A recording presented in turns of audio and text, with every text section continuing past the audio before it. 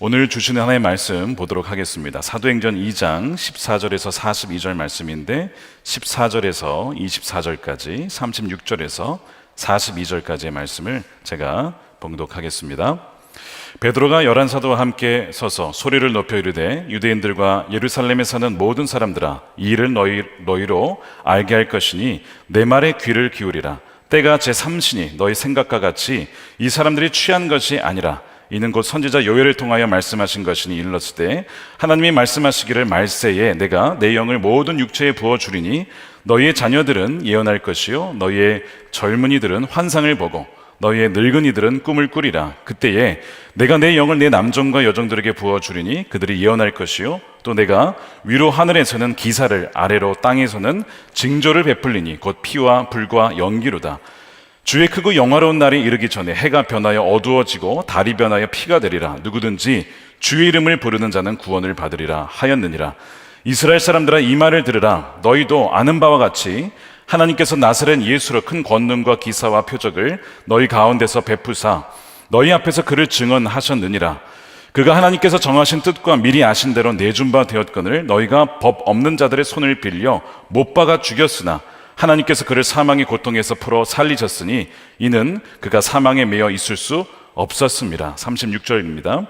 그런즉 이스라엘 온 집은 확실히 알지니 너희가 십자가에 못 박은 이 예수를 하나님이 주와 그리스도가 되게 하셨느니라 하니라. 그들이 이 말을 듣고 마음에 찔려 베드로와 다른 사도들에게 물어 이르되 형제들아, 우리가 어찌할꼬 하거늘 베드로가 이르되 너희가 회개하여 각각 예수 그리스도의 이름으로 세례를 받고 죄사함을 받으라. 그리하면 성령의 선물을 받으리니 이 약속은 너희와 너희 자녀와 모든 먼 데 사람 곧 주 우리 하나님이 얼마든지 부르시는 자들에게 하신 것이라 하고 또 여러 말로 확증하며 권하여 이르되 너희가 이 패역한 세대에서 구원을 받으라 하니 그 말을 받은 사람들은 세례를 받으며 이날에 신도의 수가 3,000이나 더하더라. 그들이 사도의 가르침을 받아 서로 교제하고 떡을 떼며 오로지 기도하기를 힘쓰니라. 아멘. 하나님의 말씀입니다. 네, 오늘은 우리 3월 첫째 주라서 다음 세대를 품는 기도의 날로 드리게 됩니다. 우리 다음 세대가 아시다시피 지금 다른 세대가 되어가고 있습니다. 최근에 목회데이터 연구소에서 우리나라 청소년 6,700명 정도 대상으로 설문조사를 했습니다. 여러 가지 질문을 했는데 특별히 우리 청소년들의 결혼관이 급속하게 바뀌고 있습니다. 2012년에 결혼은 필수다라고 답한 비율이 73%였는데 2023년은 30%. 청소년들의 10명 중에 3명만 결혼은 필수다라고 생각을 하고 있다고 해요. 특히 여학생은 19%, 남학생은 40%라서 여학생이 더더욱 결혼을 하지 않으려고 하는 것이 지금 청소년들의 추세라고 합니다. 핵 가족 시대가 아니라 핵 개인의 시대가 도래했고 앞으로도 이 추세라면 10년, 20년 동안 지속될 수도 있다는 증거죠. 더 충격적인 것은 다음 질문입니다. 결혼을 하지 않고도 자녀를 가질 수 있는가? 라는 질문에 10명 중에 6명이 그렇다라고 답했습니다. 10명 중에 6명이.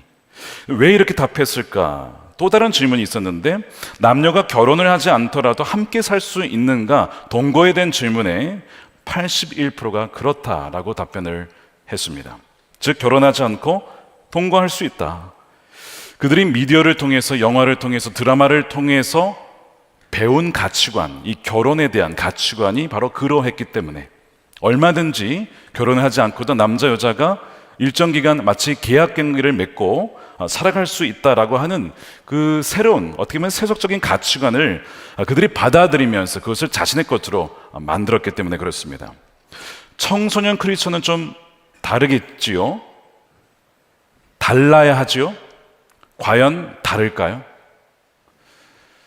크게 다르지 않을 거라 생각합니다.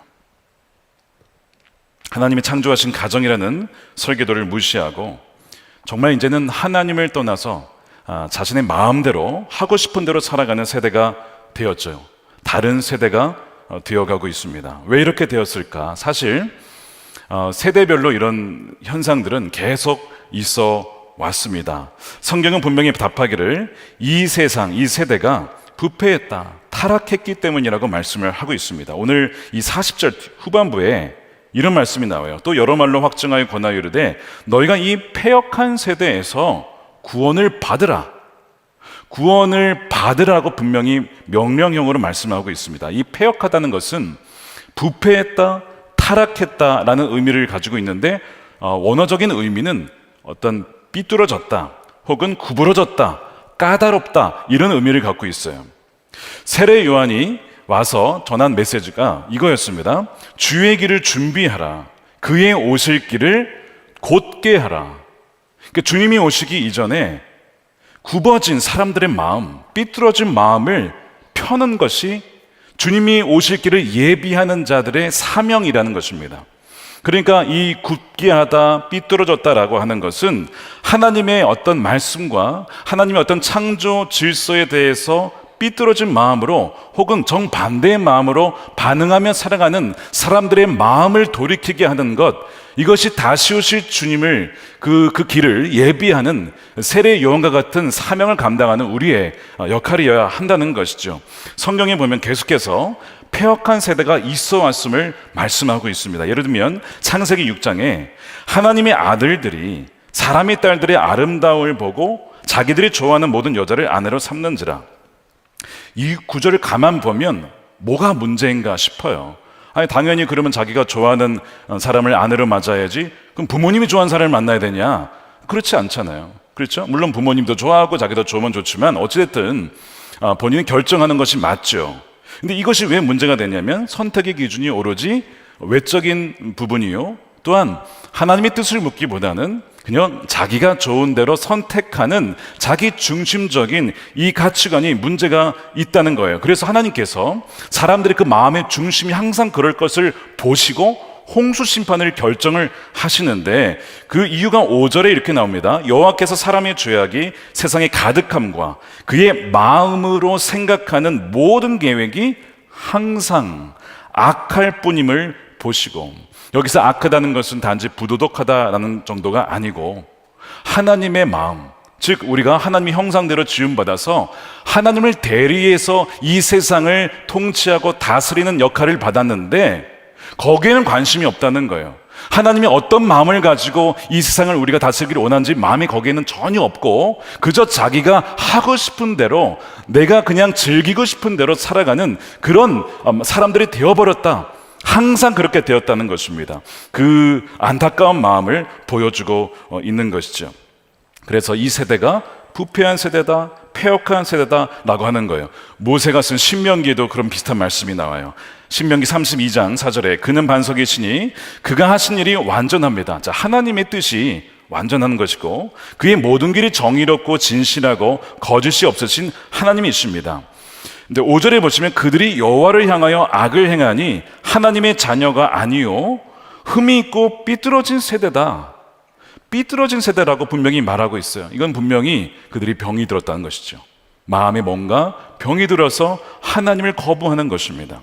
창조 질서를 거부하고 왜곡하는 거예요. 그러니까 이런 세대들이 계속 왔어요. 하나님을 부정하거나 하나님을 알고도 하나님을 영화롭게 하지 않는 세대들은 계속 시대별로 있어 왔다는 것이죠. 문제는 그렇게 하나님을 알지 못한 채 죽어가는 이들이 계속 있다는 것이고 지금도 있다는 것입니다. 자, 오늘 2장 말씀은 이 패역한 세대를 향해서 베드로가 그 예루살렘에 모여있는 수천 명의 사람들에게 설교를 하는 장면인데, 성령의 임재로 교회가 탄생한 이후에 첫 번째 설교입니다. 동시에 성령이 직접 말씀하신, 베드로를 통해서 전하신 설교죠. 사람들이 왜 이 메시지를 들어야 했을까요? 자, 왜 그렇죠? 패역한 세대로서 죽어가고 있기 때문에, 사람들이 죽어가고 있기 때문에 성령께서는 베드로를 통해서 그들에게 메시지를 전하게 한 것입니다. 주 예수 그리스도를 몰랐다는 것이죠. 그렇게 사람들이 지금도 죽어가고 있어요. 제가 지난주에 크리스천 청년들을 위해서 이 크리스천들이 모여서 스타트업을 해가지고 회사를 세운 그 회사의 대표를 저희 교회에서 만났어요. 한 달 전에 그분이 이제 새롭게 하소서에도 간증을 하셨는데, 자신이 배운 이 IT 재능을 가지고 뭘 할 수 있을까, 이제 그래서 이 크리스천 청년들을 위한, 다음 세대를 위한 앱을 만든 겁니다. 사실 돈을 벌려면 얼마든지 돈을 많이 벌 수도 있는데 굳이 돈이 안 되는 이 크리스천을 위한 앱을 왜 만들었을까? 이분이 사명 때문에 그렇다는 거예요. 처음부터 그 얘기를 하시는 겁니다. 자신이 간증을 하는 겁니다. 재작년 그 안타까운 사고, 이태원 그 압사 사고 때 자기가 그 자리에 있었다는 거예요. 자신도 죽을 뻔한 것이죠. 수많은 청년들이 서로 밀려서 나오지도 못한 채 그렇게 압살을 당해서 많은 이들이 죽었죠. 거기에서 그 대표도 청년들을 살리려고 그렇게 심폐소생술을 막 했답니다. 막 살아야 된다고. 자기는 살았는데 죽어간 애들이 너무 많으니까 막 했는데 안타깝게도 다 죽은 거예요. 자신의 눈앞에서 사람이 죽어가고 실제로 죽은 것을 보자 머리로는 알고 있었어요. 뭐죠? 죽음이 있다는 것을 머리로는 알았지만 자기가 이것을 실제로 본 것이 너무나 충격으로 다가온 것입니다. 현타가 온 것이죠. 현실에 진짜 타격이 온 것입니다. 죽음이 있구나. 정말 죽는 거구나. 그러면서 더 두려운 것은 너무나 많은 청년들이 주님을 알지 못한 채 지금도 죽어가고 있다는 것, 이것이 이 대표에게 너무나 큰 충격을 준 것입니다. 그래서 내가 그 젊은이들에게 다음 세대를 위해서 내가 할 수 있는 것, 하나님이 나에게 주신 재능을 가지고 할 수 있는 것이 무엇일까 하다가 교회로 나가지 않고, 그러나 하나님 그 복음의 메시지를 전달할 수 있는 중간 역할, 그 사람과 교회 나가지 않는 그 사람, 그것을 연결시켜 줄 수 있는 앱을 만들자. 그것이 바로 초원 AI라고 하는 앱입니다. 그걸 이제 개발을 하게 된 거예요. 이분이 이제 폐역한 세대에서 죽어가는 사람들, 그러나 죽어가는지도 모른 채 죽어가는 그 청년들을 보면서 안타까운 마음으로 이 앱을 개발을 하게 된 것이죠. 예루살렘에 오순절 절기를 지키러 많은 사람들이 왔습니다. 근데 베드로의 눈에 성령이 감동을 주신 것은 이들이 그냥 이대로 살다가 죽으면 그럼 구원받지 못한다는 것입니다. 그러니까 성령을 통해서 베드로가 말씀을 증거하는 거예요. 이들이 뭘 봤냐면 오순절 성령 강림 때문에 이 사람들이 마치 취한 것처럼, 이게 성령에 취한 것인데 마치 술 취한 것처럼 막 다른 나라 사람들이 말로 막 말하고 있었잖아요. 지난번에 기억나시죠? 그랬더니 이 예루살렘에 왔던 사람들이 보더니 이 사람이 술 취했나? 얘들이 왜 이래? 그 질문에, 무슨 일이냐라는 질문에 베드로가 담대하게 일어나서 이제 설교를 하기 시작합니다. 근데 혼자 하는 게 아니고 성경을 가만히 읽어보시면 11사도들이 같이 베드로와 일어납니다. 상상해 보세요. 베드로가 일어났는데 뒤에 11사도가 같이 일어난 상태에서 베드로가 사람들에게, 수천 명의 사람들에게 메시지를 전하는 장면을 한번 생각해 보시기 바랍니다. 이 시기가 오전 9시였어요. 술 취하지 않았다는 거예요. 아침부터 술을 마시는 사람이 어딨냐? 술 취하지 않았다라고 하면서 지금 이 현상은, 이 사건은 구약시대 때부터 오랫동안 약속되어 왔던 이 요엘 선지자의 그 예언의 성취라고 하는 것이죠. 그러면서 2장 16절에 이렇게 말씀합니다. 이는 곧 선지자 요엘을 통해 말씀하신 것이니 일렀을 때 하나님이 말씀하시기를 말세에 내가 내 영을 모든 육체에 부어주리니 너희의 자녀들은 예언할 것이요 너희의 젊은이들은 환상을 보고, 하나님 보여주신 꿈과 환상을 보게 됩니다. 너희 늙은이들은 어떻게 돼요? 꿈을 보게 된다는 것이죠. 꾸게 된다는 것입니다. 아멘이죠. 이것이 마지막 때에 부어질 역사라는 거예요. 우리 본교회 비전센터와 다음 세대 연구소의 이름이 뭐죠?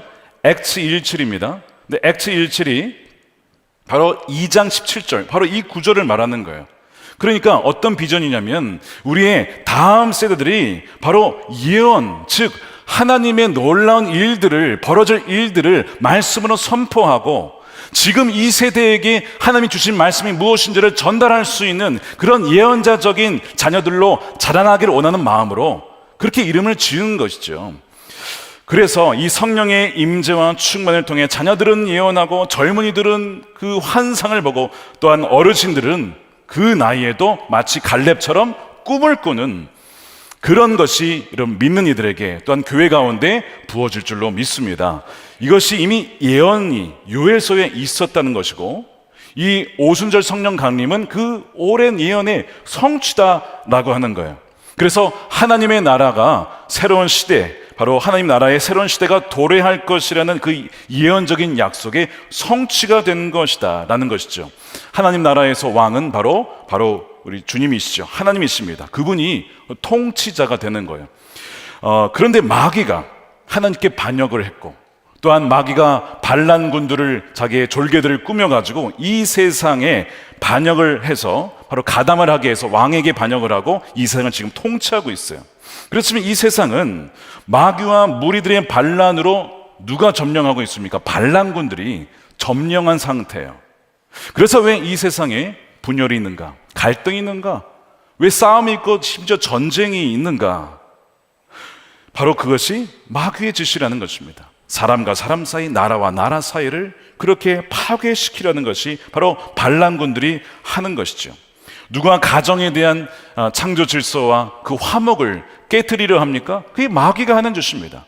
마귀는 어떻게 해서든지 도둑이기 때문에 훔치고 파괴시키고 멸망시키는 것뿐인 것이 이 마귀의 하는 짓이에요. 그래서 심지어 사람들에게 자유를 줬다고 하면서 마음껏 너가 선택하라. 뭘 선택해요? 내가 생명을 가지지 않는 것이지. 그래서 낙태의 선택권을 줘요. 그것이 선택이라는 명목하에 살인을 합법적으로 저지를 수 있도록 이게 포장을 하는 시대가 바로 지금 시대 아닙니까? 또한 이 반란군이 결혼을 한 가정들도 분열을 일으키고, 또한 부부가 어떻게 해서든 서로 위하고 희생하는 것이 아니라 손해보지 않게 하려고 계속 가정을 파괴시키려는 것이 이 마귀의 짓이라는 것입니다. 왜 부부가 이혼을 하는가? 저희 이제 교회 가정사역이 있고, 또 이제 5월이 되면 또 부부 세미나를 해야 되기 때문에 저는 늘 관심이 많아요. 너무나 안타깝고 너무나 마음이 아프기 때문에. 그래서 한 그 이혼 전문 변호사의 이야기를 좀 들어보니까 왜 이혼을 하는가? 성격 차이라는 거예요. 근데 이 성격 차이가 구체적으로 들어가 보면 여러 가지 원인이 있는데 그 중에 하나가 뭐냐면 재정 이슈가 있다는 겁니다. 무슨 얘기냐면 이런 거죠. 아내들이 깜짝깜짝 놀랄 때가 있습니다. 언제죠? 남편들이 갑자기 덥석 무슨 물건을 샀을 때, 이럴 때 깜짝 놀라요. 말없이 샀다 이거예요. 이거 무슨 돈으로 샀냐 이거죠. 이것이 잘 합의가 되면 문제가 없는데 이 작은 것 하나 가지고도 갈등의 요소가 된다는 거예요. 그래서 이제 이런다는 겁니다. 최근에 이제 젊은 부부의 특징이, 젊은 부부만이 아닐 수도 있습니다. 남편과 아내 재정이 각각 있어요. 그리고 공동 재정이 있습니다. 쇼핑을 가면 공동 재정에서 같이 쇼핑을 해요. 뭐 음식도 사고 뭐도 사죠. 근데 아내가 여성용 물품을 하나 샀어요. 그래서 거기다 넣습니다. 근데 남편이 뭐라고 하냐면 이거는 공동이 아니니까 공동 재정에 다시 넣어. 6,800원 다시 넣어. 여러분 웃을 일이 아니고 실제 이혼 사유가 된 거예요. 그러니까 아내가 기분 나쁘잖아요. 그거 얼마 한다고 무슨 공동이 아니라고 자기 돈을 또 넣으라는 거야. 또 하나 뭐가 있냐면 명절 때 시댁에 가잖아요. 시댁은 당신 부모님이니까 당신이 기름 넣어. 반대로 당신네 부모님이니까 당신이 갈 때는 당신이 기름 넣어. 이런 식으로 이거 가지고 어떻게 해서든 서로 손해보지 않으려고 이런 거 하다가 별거 아닌데 이런 것들이 하나의 갈등 요소로 쌓이면 나중에 이혼이 된다는 거예요. 기가 막히죠. 어떻게 이런 세대가 이렇게 되었을까? 하나님께서 창조하신 이 부부의 설계도에 보면 이 남자 여자, 이 남편과 아내는요 이제 한 몸입니다. 너와 내가 아니고 따로가 아니잖아요. 내 것이 너 것이고 너 것이 내 것이고 당신의 허물이 나의 허물이고 이게 하나 된 것인데, 세상은 어떻게 가르치냐면 너와 내가 따로다. 이거는 계약한 거야. 우리는 서로 잘 살기 위해서 합의한 거야. 조금이라도 나에게 피해가 오면 당신이 책임져야 돼. 이런 식으로 계약적으로 합의하는 방식의 결혼 형태. 그러니까 조금이라도 문제가 되면 갈라지는 거죠. 그러면 지금 이 부분을 누가 만들고 계속 이런 식으로 가치관을 형성할까요? 이게 마귀가 하는 짓입니다. 우리의 인간의 아주 이기적인 본성을 자꾸 긁는 것이죠. 그래서 창세기 읽어보세요. 아담과 하와의 최초의 부부싸움 나오잖아요. 아담이 하와한테 당신이 나한테 이거 줘가지고 내가 먹은 거 아니야? 그럼 나중에는 하나님한테, 하나님이 만드신 그 하와가 그 여자가 나한테 이걸 줘가지고 내가 이거 먹은 거라고, 이런 식으로 다른 사람 탓하고 욕하고, 이게 왜 이렇게 된 것이죠? 죄 때문에 그런 것입니다. 죄가 침투해서 사람과 사람 사이, 가정의 부부가 갈라지고 나라와 나라가 전쟁을 하게 되는 이 모든 일들이 벌어지고 있는 거예요. 그러니까 지금 이 세상은 지금 반란군이 장악을 하고 있는데, 놀라운 사실은 무엇이냐면 하나님께서 이미 구약 성경 내내 이런 상태가 계속되지 않을 것이라는 것을 선지자들을 통해서 계속 말씀해 오셨다는 거예요. 이사야, 스가랴, 아모스, 말라기, 그리고 요엘, 이런 상태가 계속되는 것이 아니다. 하나님의 나라가 임할 것이다. 근데 그 결정적인 사건이 바로 예수님이 오셔서 그분의 사역과 그분의 죽으심과 부활과 승천과 성령의 임하심을 통해서 이제는 오래도록 기다려왔던 약속이 성취될 것이라고 계속 말해왔는데, 이 오순절이 바로 그 성취의 일부라고 베드로가 오늘 말씀을 통해서 계속 그 얘기를 하고 있는 것입니다. 이 성령이 부어지는데 이것이 전 세대에게 부어져요. 전 세대에게, 말씀드린 것처럼 온 세대에게 부어지고, 예전의 구약시대 때에는 왕, 제사장, 그리고 선지자에게만 부어졌던 그 성령이 이제는 남녀할 것 없이, 사회적 위치와 상관이 없이 누구든지 예수님께 나오는 자들을, 또한 믿는 자들에게 부어지게 된다는 놀라운 약속이 주어진 것이죠.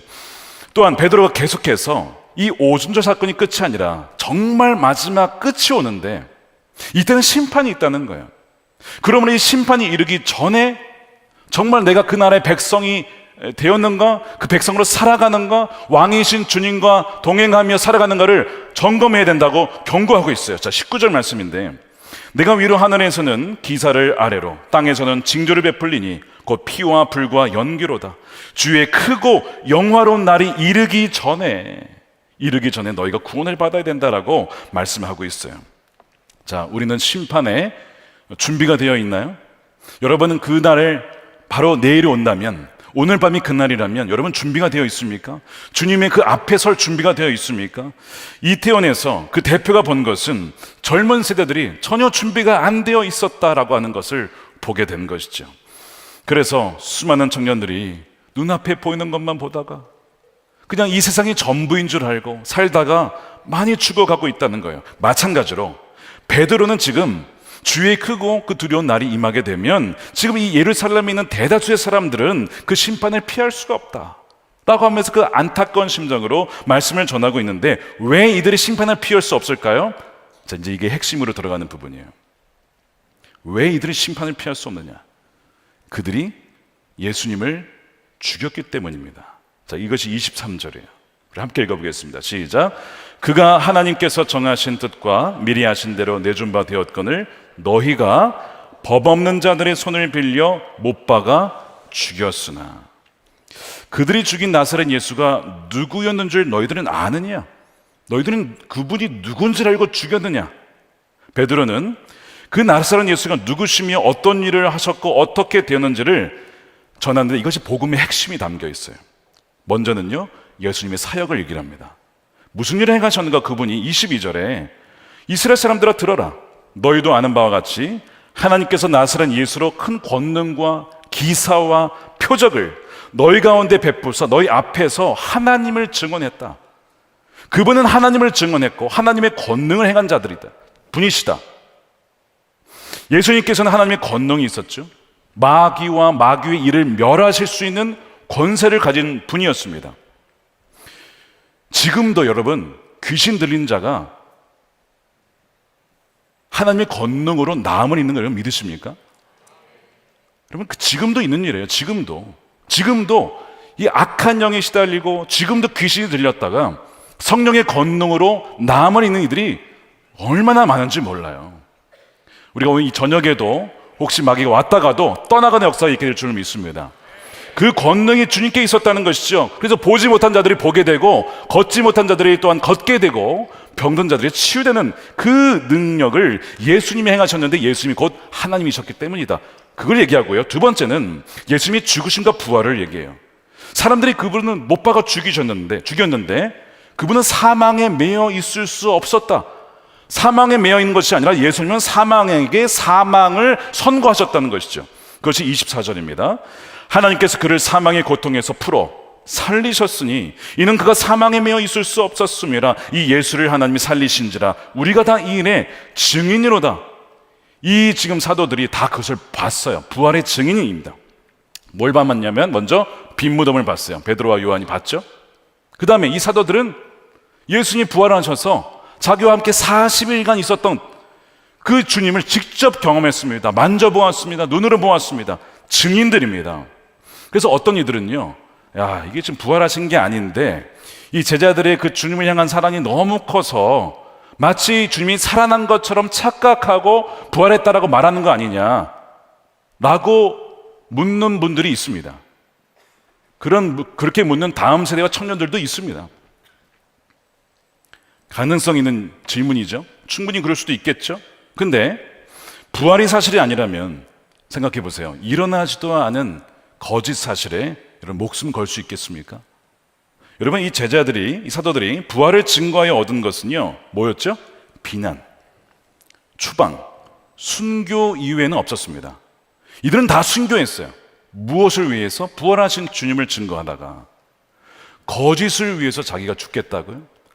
처음엔 속일 수 있겠지만 목숨이 다가오면 사람들 다 사실은 아니라고 거짓말 했던 걸 다 번복을 합니다. 근데 그들은 죽기까지 한두 명도 아니고 그 모든 사도들이 다 순교했다. 그 말도 안 되는 얘기죠. 이들은 부활하신 주님을 직접 봤기 때문에, 그리고 그 죽음을 이기신 그 부활하신 주님을 봤기 때문에 설령 내가 여기서 죽는다 하더라도 부활이 있음을 믿으니까 담대하게 죽음을 맞이했던 것입니다. 이들의 증인이었던 거예요. 자, 그 다음에 예수님이 승천하시고 그분이 통치하신다는 부분입니다. 우리가 부활까지는 잘 우리도 이해를 하는데 보통 이 다음 부분인 승천 얘기를 잘 안 합니다. 근데 굉장히 중요한 부분이에요. 왜 그런가? 자, 33절에 보십시오. 하나님이 오른손으로 예수를 높이시매. 자, 이거는 부활하신 다음에 그분을 하늘로 올리셨다는 거예요. 승천시키셨다는 것이죠. 그가 약속하신 성령을 아버지께 받아서 너희가 보고 듣는 이것을 부어 주셨느니라. 다윗은 하늘에 올라가지 못하였어. 다윗은 부활하지도 않았고 승천하지도 않았습니다. 친히 마여 이르되 주께서 내 주에게 말씀하시기를 내가 내 원수로 내 발등상이 되게 하기까지 너는 내 우편에 앉아 있으라. 너는 누구예요? 바로 예수님을 말하는 겁니다. 하나님의 보좌 우편에 승천하셔서 그 우편에 앉아 계신 분이 바로 우리 주님이십니다. 그래서 주님은 승천하시고 그 보좌에서 지금 온 세상을 통치하시는 거예요. 보좌의 의미는 권세입니다. 이 세상의 통치자가 누구냐? 그분이란 뜻이죠. 우리가 이 사도신경 고백할 때에 빌라도에서 죽으시죠. 그러나 사흘 살아나셔서 승천하시고 하나님 우편에 앉아 계시다가 거기로부터 살아있는 자와 죽은 자를 심판하러 다시 오신다고. 주님은 지금 보좌 우편에서 이 온 우주를 통치하고 계시는 거예요. 그러니까 우리가 얼마나 이것이 위안이 되는지, 내 인생이 나에게 달린 것이 아니라 온 우주 만물을, 그리고 나의 인생을 다스리시는 분이 바로 주님이시다 라고 하는 것을 우리가 믿을 때에 우리 마음이 얼마나 평강에 찾아옵니까? 그분이 모든 것을 다스리고 계시다. 이것이 바로 승천이 주는 의미예요. 승천하셔서 보좌로 앉으셔서 다스리신다. 그래서 이 세상이 아무리 어둡고 어지럽고 반란 자들이 다스리는 것 같이 보여도 세상의 통치자는 바로 주님이시고 그분은 마지막 날에 이 모든 악을 심판하러 공의로운 주님으로 다시 오신다는 것이죠. 이것이 베드로의 핵심 메시지였어요. 자, 그래서 36절인데, 자, 이것이 사실 이 36절이 2장 전체의 가장 중요한 구절입니다. 36절. 자, 36절 우리 함께 읽겠습니다. 시작. 그런즉 이스라엘 온 집은 확실히 알지니 너희가 십자가에 못 박은 예수를 하나님이 주와 그리스도가 되게 하셨느니라. 아멘. 주와 그리스도를 구분하고 있어요. 주는 그분이 왕이라는 겁니다. 주는, 이 표현이 구약에서는 야훼라고 번역이 돼요. 즉 예수님이 곧 하나님이시다. 예수님이 곧 통치자시고 왕이시다. 하나님과 동등한 지위를 갖고 계신 분이시다. 그 표현을 지금 하고 있는 것이죠. 여러분, 지금 어떤 형편에 계십니까? 하나님의 뜻이 무엇일까요? 데살로니가 전서의 5장에 항상 기뻐하라, 쉬지 말고 기도하라, 범사에 감사하라. 이게 하나님의 뜻이라고 했죠. 어떻게 그럴 수 있습니까? 예수님이 나의 왕이 되어주셨어. 보좌에서 통치하고 있으니까 어떤 상황, 나는 모르는데 이런 게 없이 우리가 보기에는 야, 이건 정말 어려운 상황이야, 하나님도 어떻게 할 수 없을 것 같아 라고 하는 그 상황은 아무것도 없다는 것입니다. 그러니까 우리는 항상 기뻐하고 범사에 감사할 수가 있다는 것이죠. 우리가 그것을 잊을 때가 얼마나 많은지 몰라요. 얼마나 많은지. 최근에 의료계 파업 때문에 참 어려움이 많습니다. 그러니까 의료계에서는 아니 어떻게 나라가 이걸 준비를 이렇게 급하게 해가지고 이렇게 할 수가 있느냐, 막 이런 이제 불평을 쏟아냅니다. 장기적인 계획을 세우지 않은 채 전공의를 늘려도 되는 것이냐. 물론 이제 연봉이 높으신 의사분들도 계시지만 낮은 의료 수가로 비교적 적게 받으며 일하시는 분들도 많거든요. 그래서 정부 입장에서는 의사가 부족하니 늘려야 된다. 환자들의 입장에서도 의사분을 좀 만나려면 한두 달 예약해가지고 만나면 한 3, 4분 만나고 가야 되니까. 왜? 사람이 너무 많으니까. 의사 선생님들이 좀 많았으면 좋겠습니다라는 것이 또한 사람들의 생각 아닙니까? 그러니까 이 양쪽의 입장이 팽팽한 거예요. 제가 오늘 이제 장로 수련회 갔다 왔는데 어떤 분이 이런 얘기를 하시는 거예요. 저희가 이제 그 영혼을 위한 싸움을 책을 나누다가 이 분노 파트에서 자기가 사실은 분노를 많이 느꼈다는 거예요. 최근에 이 의료계 파업 때문에. 그래서 의료계 입장에서 보면 정부의 이 정책이 이해가 되지 않는다라고 이제 하다가 문득 하나님의 뜻이 무엇일까? 그분이 보좌에 앉아 계신데 그분이 뜻이 무엇일까를 생각을 해보았대요. 그런데 문득 이런 생각이 들더랍니다. 하나님께서 10년 안에 통일을 시키시려나? 이런 무슨 얘기인지 아시겠어요? 북한에 의사 선생님들이 많이 없잖아요. 통일돼서 하려 그러면 이거 뭐 금방 되는 것도 아니고 하나님 미리 준비하게 하시려고 지금부터 하시는 건가? 이런 생각이 갑자기 들더래요. 그래서 이렇게 얘기를 하셨어요. 그럼 이건 화낼 일이 아니라 기도할 일이구나. 기도할 일이구나. 하나님께서 지금 무엇인가를 행하시고자 하는 것이겠구나라는 그 마음이 들더라는 거예요. 여러분, 이 베드로의 설교의 핵심이 무엇이냐면 주 예수님이 보좌에 앉아 계시다. 그분이 다스리신다. 여러분, 이것은요 굿뉴스죠. 복음입니다.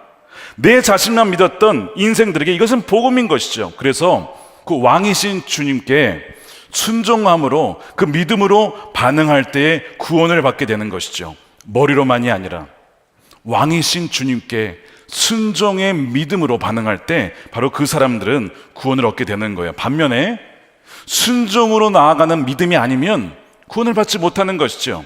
이 복음이 복음되지 못한 일이 누구에게 벌어졌냐면 이 예루살렘에 있었던 사람들에게 벌어진 것입니다. 이들은요 지금 하나님 보내주신 그 하나님의 아들이시자 구원자이시자 그리스도이시자 주님이신 그분을 십자가에 못 박아 죽인 거예요. 그러니까 지금 이들의 결과는 무엇이냐, 운명은 무엇이냐, 이런 멸망입니다. 이들은 죽을 수밖에 없는 상황이 되어버린 거예요. 오랫동안 기다렸던 그 구원자를 보고도 못 박아 죽였다는 것이죠. 이들을 그분을 공경하지도 않고 충성을 바치지도 않고 환영하지도 않고 오히려 죽이라고 했던 이들이 바로 이 예루살렘에 있었던 사람들이었습니다. 그래서 이 베드로가 전하는 메시지의 핵심은 바로 그가 너희들의 왕이었다. 그런데 너희가 그 왕이신 예수님을 십자가에서 죽였다라는 것이었어요. 그래서 36절 다시 보면 누가 죽였냐? 너희가 십자가에 못 박은 예수. 너희라고 분명히 말씀을 하고 있어요. 자, 제가 질문을 해보겠습니다. 여기서 너희는 누굽니까? 이 지금 베드로의 설교를 듣고 있었던 예루살렘의 수천 명의 사람들을 대상으로 하고 있는데 이 여기에 대다수는 사실 예수님의 죽음과 직접적인 관련이 많이 없는 사람들입니다. 물론 그들 중에 일부는 십자가의 그를 못 박으라 외쳤던 이들이 있을 것입니다. 그런데 많은 경우는 그렇지 않았다는 거예요. 근거가 무엇이냐? 오순절입니다. 오순절에 사람들이 이스라엘 전역과 그 주변 나라들에서 몰려온 사람들이에요. 예루살렘에 사는 사람들이 아니고. 그러니까 예수님이 돌아가실 때 그 자리에 있는 사람도 있었겠지만 없는 사람들이 더 많았다는 것입니다. 그럼에도 불구하고 왜 베드로는 너희가 죽였냐라고 말할까? 여러분, 이것을 이해하는 것이 구원을 얻는 중요한 키가 됩니다. 왜 베드로는 실제적으로 주님을 죽이지 않은 그 어떻게 보면 상관이 없어 보이는 그들에게 너희가 예수를 죽였다라고 말하는 것일까요? 왜냐하면 예수님을 죽음에 이르도록 십자가에 못 박히도록 한 그 죄의 본질은요 그날 직접 예수님을 못 박아 죽였느냐 아니면 소리쳐서 외쳤느냐, 그게 아니고요. 예수님을 십자가에 못 박는 죄의 본질은 무엇이냐? 나의 삶에서 예수님을 부끄럽게 여기거나 거부한 것 그 자체입니다. 내가 만약 그랬다면, 내가 그 자리에 없었어도 사실 예수님을 십자가에 못 박은 것입니다. 베드로가 왜 이 얘기를 하냐? 자기가 그랬다는 거예요. 자, 여러분, 베드로가 이 점을 너무나 잘 알고 있었어요. 제가 질문해 볼게요. 베드로가 예수님을 십자가에 못 박아 죽였습니까? 아니죠. 베드로는 예수님을 십자가에 못 박아 죽이지 않았습니다. 그런데 예수님이 잡혀가실 때 사람들이 베드로에게 물었어요. 너도 나사렛 예수와 함께 있었지? 라는 질문에 나는 그분과 상관이 없습니다. 나는 그분을 모릅니다. 한 번, 두 번, 세 번 부인하면서 세 번째는 아예 저주까지 하면서 예수님 모른다고 하죠. 나와 상관없는 분이라는 겁니다. 근데 누가복음에 보면 이 베드로가 예수님을 세 번째 부인할 때에 예수님이 그를 쳐다봅니다. 눈이 마주쳤을 거예요. 누가복음 22장 60절에 베드로가 이르되 이 사람아 나는 내가 하는 말을 알지 못하노라 라고 아직 말하고 있을 때 닭이 곧 울더라. 주께서 돌이켜 베드로를 보시니 베드로가 주의 말씀 곧 오늘 닭 울기 전에 네가 세 번 나를 부인하리라 하심이 생각나서 밖에 나가서 심히 통곡하니라. 질문은 베드로는 왜 그렇게 심히 통곡했던 것일까요? 단지 예수님이 이 말을 했었지 혹은 그냥 내가 부인했구나 그것 때문에 통곡했을 거예요. 물론 그것도 맞을 겁니다. 당시 예수님이 끌려가시면서 아마 사람들의 침뱉음도 당하고 폭행도 당하셨을 것입니다. 베드로는 예수님이 자신 때문에 죽어가는 것을 보았어요. 베드로는 자신이 예수님을 모른 척하고 거부한 것 때문에 나와 상관없는 사람이라고 거부한 것 때문에 궁극적으로 예수님이 십자가에 지신 그 모든 과정을 베드로는 보았습니다. 그리고 정말 베드로는 자신의 그 주님을 부끄럽게 여기고 부인한 것 때문에 십자가에 못 박힌 것을 직접 눈으로 보았어요. 베드로의 마음이 무엇이었냐면 내가 예수님을 십자가에 못 박은 것이다. 내가 주님을 부인하고 주님을 모른다 한 것 때문에 사실상 내가 주님을 십자가에 못 박은 것이다 라고 하는 것을 누구보다도 잘 알았기에 그가 통곡하며 울었던 것이죠. 그래서 베드로는 이들에게도 너희가 주님을 모른 채 하고 주님이 정말 우리에게 왕으로 오셨고 우리 구세주로 왔지만 너희가 관심이 없었다. 빛으로 오신 주님을 거부하고 어둠 속에 살기를 원했다. 요한복음 말씀대로 그것 자체가 예수님을 십자가에 못 박은 것이다. 너희가 십자가에 못 박은 것이다 라고 말하고 있는 것이죠. 자, 그러면 우리도 여기에서 자유롭지 못하다는 것이죠. 우리도 예수님을 십자가에 못 박은 자들이라는 겁니다. 왜냐하면 나의 삶에서 예수님을 거부하거나 혹은 거부하진 않아도 모른 척하거나 부끄럽게 여기거나 했을 때마다 우리는 예수님을 실상 십자가에 못 박은 것이죠. 세상에서 예수님 믿는 자입니다 말하기를 부끄러워하거나 믿는 자라고 말하지만 주님의 뜻과는 전혀 상관없이 살아갈 때 바로 예수님을 십자가에 못 박는 것입니다. 세상에서 내 마음대로 살아갈 때 예수님은 용서해야 된다, 너가 품어야 된다 라고 손 내밀라라고 하시는데 거부할 때 주님 언제까지 내가 먼저 손 내밉니까? 그 사람이 잘못한 건데요 라고 할 때마다 우리는 예수님을 십자가에 못 박는 것이죠. 내가 언제 더 희생하냐고 나도 내 것을 챙겨야 합니다. 그래야 나도 살아갈 수 있습니다. 그렇게 이기적으로 살아가려 할 때에 예수님을 못 박는 것라는 것이죠. 우리가 사순절 기간 7가지 영혼의 죄에 대한 싸움을 하고 있어요. 여러분, 죄 짓는 것은 단지 율법을 어기는 것이 아닙니다. 종교인은 죄를 단지 율법을 어기는 것으로 이렇게 생각을 해요. 이건 종교인의 생각이에요. 그러나 베드로처럼 변화된 자들은 죄를 단지 율법을 어기는 것으로 생각하지 않습니다. 죄는 법을 어기는 것이 아니라 그분을 어기는 것이고 그분을 십자가에 못 박는 것입니다. 그분의 마음을 찌르는 것이고 그분의 마음을 아프게 하는 것이라고 알게 된 자들이 진정 그리스도인들이에요. 그래서 7가지 죄가 있지만 이것을 이렇게 볼 수가 있습니다. 교만은 단지 내가 우월하다거나 하나님을 잊는 정도가 아닙니다. 교만은 내가 예수님을 보좌에서 끌어내리고 내가 찬탈한 그 보좌에 앉는 행위입니다. 그러므로 교만은 예수님을 십자가에 못 박는 행위입니다. 허영은 단지 헛된 영광을 추구하는 것이 아닙니다. 허영은 예수님의 영광을 가로채는 것이고 예수님의 이름을 내 이름으로 대체하는 것입니다. 그러므로 허영은 예수님을 십자가에 못 박는 것이죠. 시기는 악한 시선이라고 했는데 시기는 그 대상은 누구시냐? 예수님께서 죽기까지 사랑한 그 사람입니다. 그러므로 그를 시기하는 것은 바로 악한 시선으로 누구를 보는 거예요? 예수님을 보는 것입니다. 그런 점에서 시기는 또 예수님을 악한 시선으로 십자가에 못 박는 것이고, 나태는 단지 게으른 것이 아닙니다. 나태는 예수님의 부르심을 듣고도 어떻게 하는 거예요? 무시하는 것입니다. 왕을 나보다 못한 종 취급하는 것입니다. 권위자로 인정을 하지 않는 것입니다. 그러므로 나태는 예수님을 십자가에 못 박는 것이죠. 분노는 단지 화를 내는 것이 아니죠. 분노는 예수님의 판단과 허락하심보다 내 판단이 더 옳다라고 여기는 것입니다. 그러므로 분노도 예수님을 십자가에 못 박는 것입니다. 탐욕은 단지 더 가지려는 욕망이 아닙니다. 탐욕은 예수님만으로 충분하지 못하기에 예수님을 부족한 존재로 평가절하시키는 것입니다. 그러므로 탐욕은 예수님을 십자가에 못 박는 것입니다. 정욕은 단지 음란한 것이 아닙니다. 정욕은 예수님이 주신 성이라고 하는 고귀한 선물을 더럽히는 것입니다. 예수님이 주신 선물을 내팽개치는 것입니다. 망가뜨리는 것입니다. 그 선물은 그냥 선물이 아니라 예수님이 주신 선물이라고요.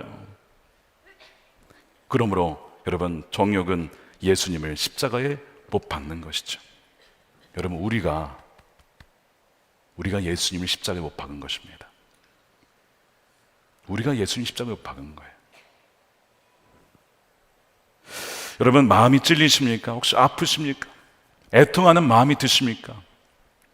여러분, 그거는요, 한편으로 보면 좋은 사인입니다. 왠지 아세요? 왜냐하면 그 아픔은 영적인 검사, 바로 성령께서 우리의 죄를 기소하신 것이거든요. 베드로가 닭 울음소리를 듣고 통곡하며 울었던 것처럼 그의 마음이 찔렸던 것처럼 우리도 찔려야 됩니다. 찔리지 않다면 마음이 굳은 것이고, 가룟 유다처럼 모세 앞에 있었던 바로의 마음이 강팍했던 것처럼 우리 마음이 굳어져 버린 거예요. 그러나 진정 성령의 역사와 은혜를 누린 자들은 무엇이 있냐면 마음에 찔림이 있어요. 마음이 여전히 부드러운 마음이 남아있는 것이죠. 그래서 37절에 보면 그들이 이 말을 듣고 마음이 찔려, 아직 돌 같은 마음이 아니었어요. 마음이 찔렸습니다. 베드로와 다른 사람들에게 물어 이르되, 형제들아, 우리가 어찌할꼬? 우리가 이대로면 죽을 수밖에 없는데 우리가 어찌해야 되냐? 우리가 모르고 우리의 왕을, 우리의 구세주를 내가 죽이고 말았다라고 그렇게 마음 아파하면서 고백하는 것이죠. 누가 타락한 세대에서 구원을 받을 수 있는가? 내가 예수를 못 박은 자입니다 라고 고백하는 이들이 구원을 받을 수 있는 자격이 되는 거예요. 그래서 성령의 말씀에 의해서, 검에 의해서 찔림을 받고 영적인 상처를 받는 것이죠. 근데 여러분, 그 상처는 무슨 상처입니까? 우리 죽이려고 하는 상처가 아니고 성령의 메스, 우리의 암적인 어떤 그 죄를 도려내고자 하는 성령의 메스로 우리를 찌르는 거예요. 처음엔 죽을 것 같고 아프지만, 그러나 성령의 대수술을 받으며 이제는 더 이상 죄의 종노릇이 아니라 이제는 정말 주의 종으로, 자녀로 살아가는 그 완전한 자유함을 누리게 된다는 것입니다.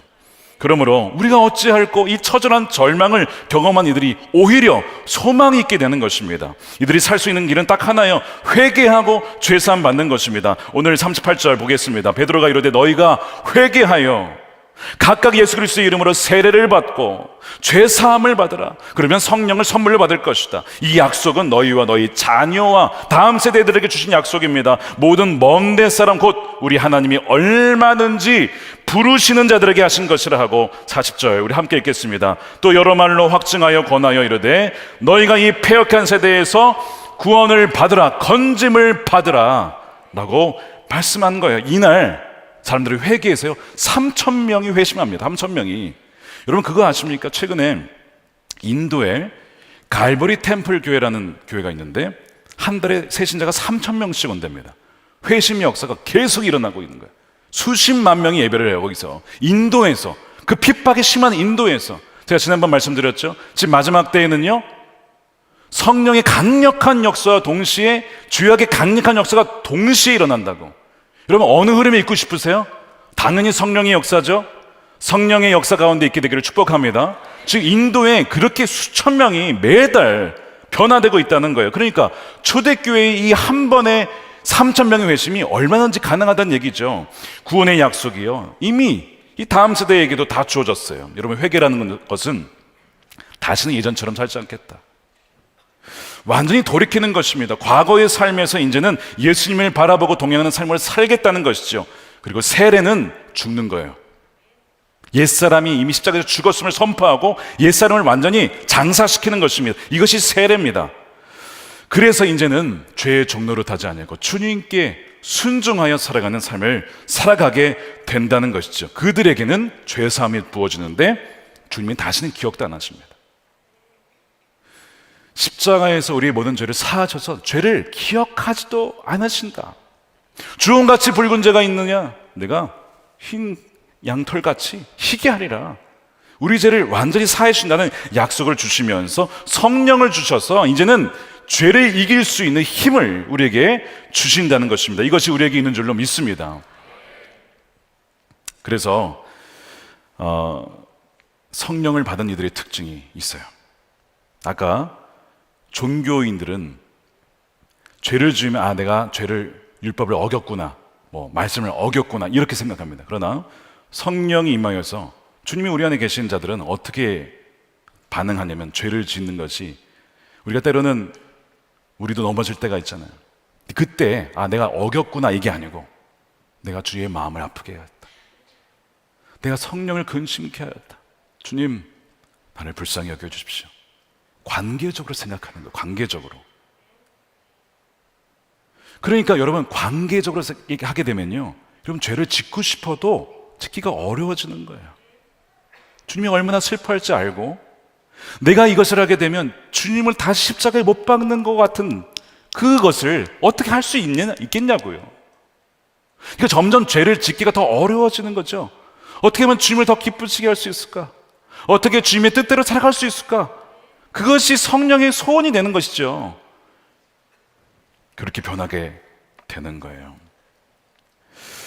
요한복음 6장에 예수님께서 하신 약속의 말씀이 있는데 너무나 귀한 말씀이에요. 우리 함께 이 구절을 읽어보겠습니다. 시작. 아버지께서 내게 주시는 자는 다 내게로 올 것이요 내게 오는 자는 내가 결코 내쫓지 아니하리라. 내가 결코 내쫓지 아니하리라.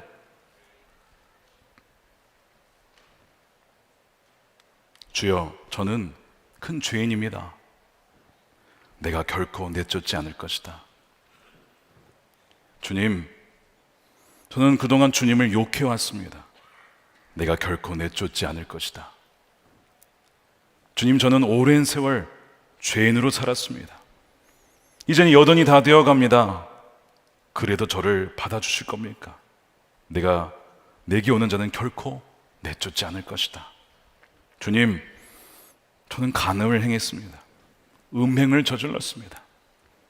그런 저도 내쫓지 않으실 겁니까? 내게 오는 자는 내가 결코 내쫓지 않을 것이다. 주님, 저는 도둑질을 했습니다. 살인을 저질렀습니다. 미워했습니다. 그런 저도 내쫓지 않으실 겁니까? 내가 결코 내쫓지 않을 것이다. 회개하여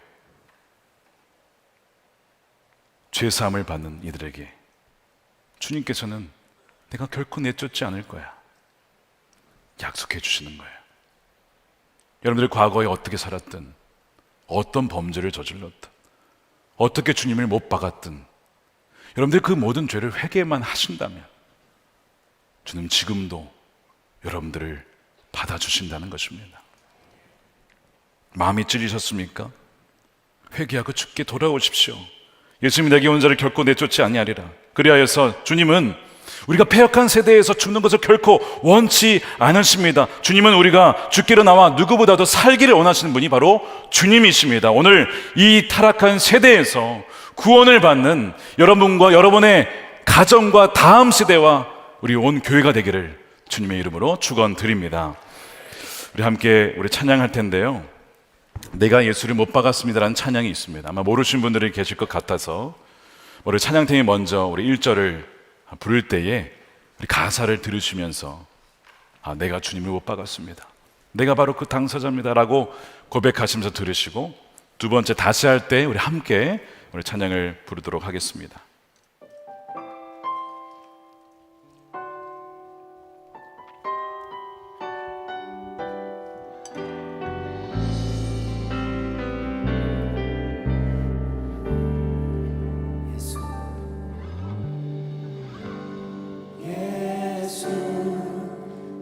죄도 없는 당신이 깊이 감춰둔 내 죄로 인하여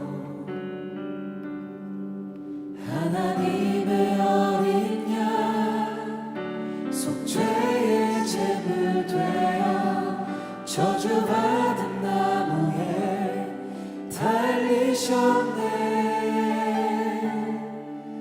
내가 예수를 당신을 부인했습니다.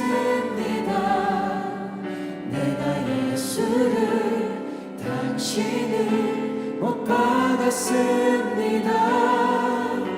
당신이 행하신 일 모든 약속을 다 잊고 십자가에 예수를 매달았네. 예수를 당신을 부인했습니다. 내가 예수를 당신을 못 박았습니다. 나의 모든 죄를 지고 아버지께 인도하시는 내가 예수를 못 박았습니다.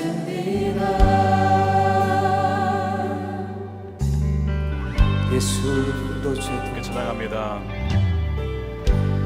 예수 흠도 죄도 없는 당신이 깊이 감춰둔 내 죄로 인하여 하나님의 어린 양 하나님의 어린 양 속죄의 제물 되어 속죄의 제물 되어 저주받은 나무에 달리셨네. 예수 참 사랑과 평화의 주님, 소망 없이 멀어진 우리를 하나님과 온전히 화목케 하기 위해 십자가로 맡긴다 허무셨네. 내가 예수를 당신을 부인했습니다. 내가 예수를 당신을 못 박았습니다. 당신이 행하신 일 모든 약속을 다 잊고 십자가에 예수를 매달았네. 내가 예수를 당신을 부인했습니다. 내가 예수를 당신을 못 박았습니다. 나의 모든 죄를 지고 아버지께 인도하시는 내가 예수를 못 박았습니다. 내가 예수를 다시 바라봅니다. 예수를 당신을 다시 바라봅니다. 내가 예수를 당신을 사랑합니다. 당신을 사랑합니다.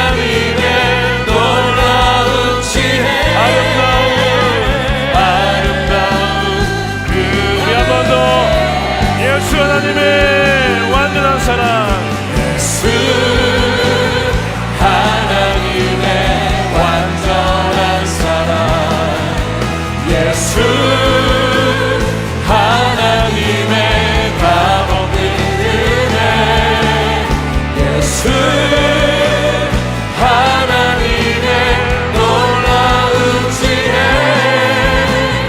아름다운 그 이름 예수.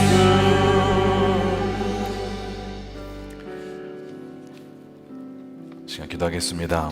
그렇습니다. 우리가 주님을 못 박은 것입니다. 우리 이 시간 성령을 통하여서 바로 우리가 주님을 못 박은 바로 당사자임이 깨달아지는 은혜가 있게 되기를 축복합니다.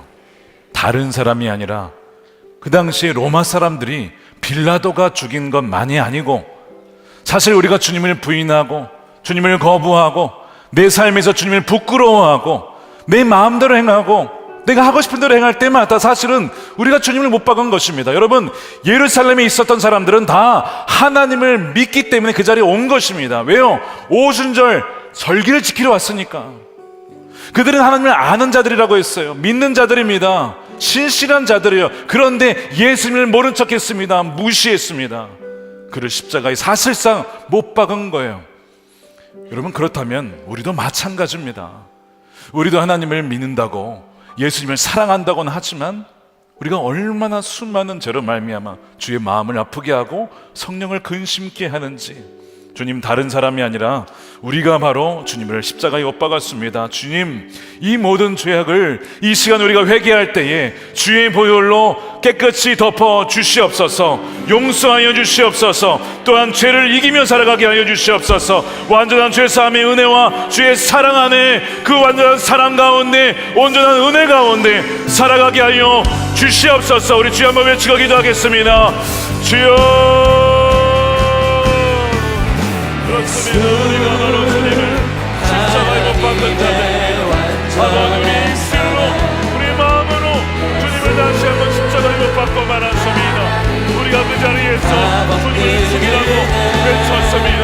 우리가 바로 그 자들이었습니다. 우리가 주님을 못 박고 우리가 죽인 자들입니다. 아버지는 왜 안다고는 하지만 하나님을 철저히 경멸하고 멸시하고 무시하고 나의 뜻대로 살았던 그 모든 아버지의 기억하는 세대를 살았던 바로 우리입니다. 다른 자들이 아니라 우리요 아버지 하나님, 우리가 그 죄악인 것을 주인인 것을 이 시간 고백합니다. 이 시간 주의 성령의 이 시간 주의 우리를 불쌍히 여겨주시고 죄를 덮어주시고 십자가에 만난 그 사랑 우리 모두 허물을 마음으로 보시며 우리의 삶을 완전히 처리하시고 십자가의 운동으로 말미암아 아버지 우리 모두 사라지게 하시고 회개하여 돌이켜 주님만 바라보며 이제는 더 이상 주의 종로를 단절하지 않게 하시고 진정 주님의 종이네요. 주님이 기뻐하시는 일만 순종하며 나갈 수 있는 우리가 되게 하여 주시옵소서. 갈라진 가정이 있으니까 아버지 갈라진 관계가 있으니 주여 주님이여 아버지 우리가 주 앞에 주를 지금 고백합니다. 우리 계속해서 기도하겠습니다. 주님, 그렇습니다. 주님이 어디 계시죠? 주님이 보좌에서 우리를 통치하십니다. 그리고 성령을 보내주셔서 우리 안에 계셔서 우리 안에 주님이 또한 계신 것이죠. 여러분, 어떤 걱정이 있으십니까? 이 시간에 기도할 때는 여러분들의 모든 염려와 근심을 주님께 맡겨 드리십시오. 주님께서 모르시지 않습니다. 주님께서 모든 것을 알고 계시고 합력하여 주님을 사랑하는 자들을 위하여 합력하여 선을 이루시는 분인 줄로 믿습니다. 이 시간 여러분들의 모든 근심을 다 주님께 맡겨드리며 주님, 보좌에서 다스리신 주님, 진정 주님께 순종하며 나아가는 이들을, 또한 주를 사랑하는 이들을 주님께서 보호하시고 인도하신 줄로 믿사오니 이 시간 주님께서 왕되심으로 우리의 삶을, 이 세상을 통치하여 주시옵소서. 주님께서 우리 삶을 주권적으로 인도하여 주시옵소서. 주님께 모든 것을 맡겨드리며 이 시간 주여만 외치고 기도하겠습니다. 주여, 아버지, 그렇습니다. 주님이 우리의 왕이십니다. 우리의 모든 염려와 근심을 주님께 맡겨드리며 하나님, 우리의 모든 근심을 주님께 맡겨드립니다. 모든 염려와 심이 떠나가게 하시고 악한 사람 마귀가 떠나가게 하시고 하나님의 주권 가운데 살아갈 수 있도록 주여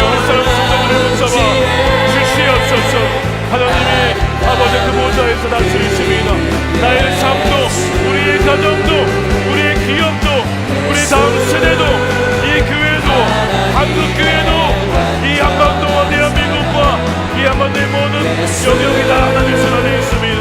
하나님의 강력한 진실권 가운데 하나님의 때와 방법으로 주여 정의를 이루게 하시고 이 나라가 하나 되게 하시고 아버지 하나님께 영광이 되어지는 아버지 하나님 거기에 대한 만도가 될 수 있도록 주여 인도하여 주시옵소서.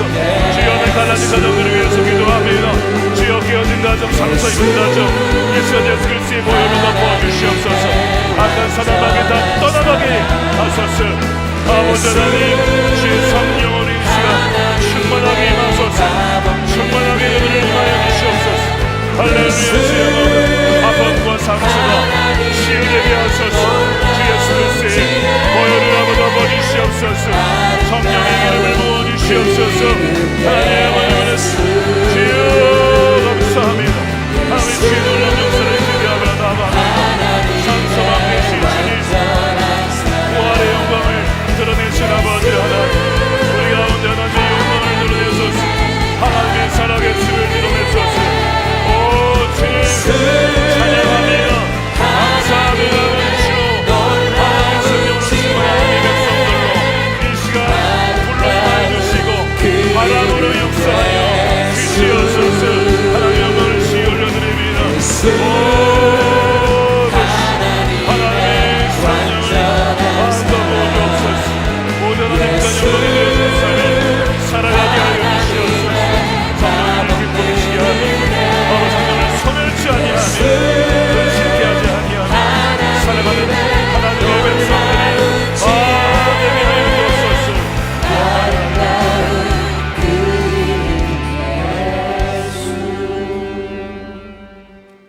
우리 오늘도 우리 안수 받을 분들 나오시면 좋겠는데 먼저 오늘 다음 세대를 우선적으로 안수하겠습니다. 우리 아이들 또 청소년 우리 젊은이들을 먼저 우리 안수 받을 수 있도록 여러분 양보해 주시고 그 다음에 받으실 수가 있겠습니다. 강단에 올라와서 뜨겁게 기도하실 분들 올라오셔서 기도하시면 좋겠습니다. 우리 세 번째로 우리 다음 세대를 위해서 기도하겠습니다. 우리 말씀 중에도 나눴듯이 여러분 이 청년은요 지금 이제 우리 한국에서 미전도 종족이 되었습니다.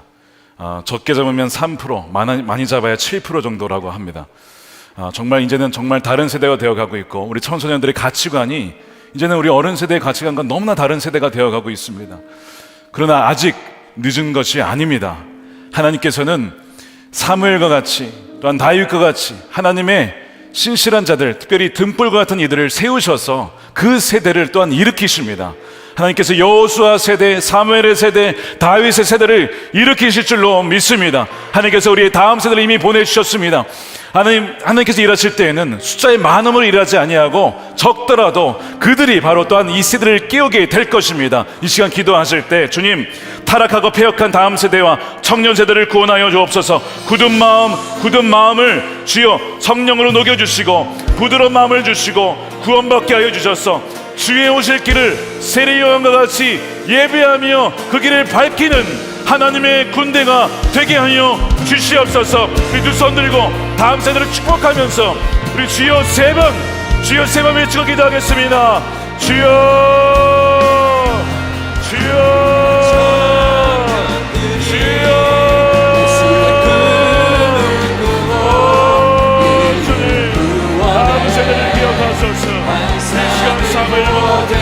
여호수아와 같은 다윗과 같은 요셉과 같은 다니엘과 같은 하나님의 세대를 일으켜 주시옵소서. 어린 시절부터 내 말씀과 기도와 성령으로 무장됩니다. 세대 아이들을 구원하면서 아버지 하나님의 사랑으로 주여 그들을 섬기며 그들을 도우며 말씀을 먹이며 어린 양을 일으켜 줄 수 있는 아버지의 교회가 되기를 원합니다. 하나님의 세대가 일어날지어다. 여호수아 군대가 일어날지어다. 아버지의 세상 안에 살지만 세상과 구별되어 살아가는 하나님의 백성들이 되게 하여 주시옵소서. 하나님 찬양합니다. 모든 나오신 아버지 세대마다 그 뿌리를 지키시는 어디 않습니다. 하나님의 뿌리 꺼지지 않았습니다.